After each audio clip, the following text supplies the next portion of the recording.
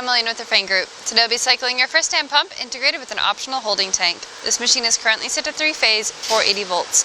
We recommend reading the manual in its entirety before powering on the machine.